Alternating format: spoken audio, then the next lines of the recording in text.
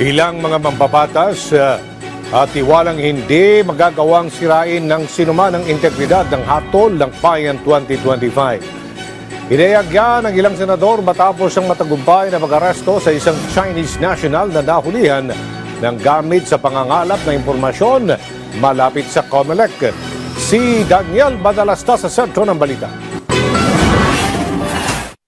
Pinuri ng ilang senador ang ginawang pag-aresto ng National Bureau of Investigation o NBI sa isa umanong Chinese national na nahulihan umano ng IMSI o International Mobile Subscriber Identity Catcher na malapit sa Commission on Elections. Ang device na yan ay pinaniniwalaang kumukuha ng impormasyon tulad ng mga text, tawag at iba pa sa mga gusaling nasa 500 metro hanggang 3 kilometro ang layo. Ayon kay Senate Majority Leader Francis Tolentino, ang pag-aresto sa Chinese national na may IMSI sa loob ng sasakyan ay lalong pinalakas ang lumabas sa pagdinig sa Senado na ang China umano ay aktibong nag-ooperate para makialam sa hatol ng bayan 2025.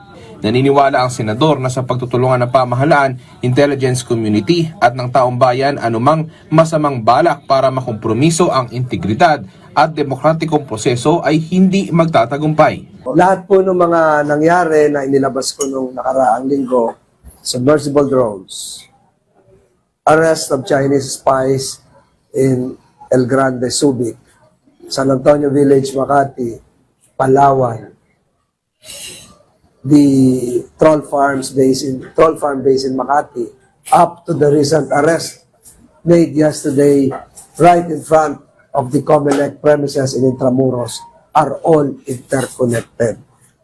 They are part of one string of continuous stream of events designed to foster China's interest in the Philippines and in the Indo-Pacific region. Nababahala rin si Senador Joel Villanueva sa insidente kung saan nanawagan siya sa National Security Council na gawing prioridad ang pagsasagawa ng malawak na threat assessment upang maprotektahan ang ating bansa at demokrasya.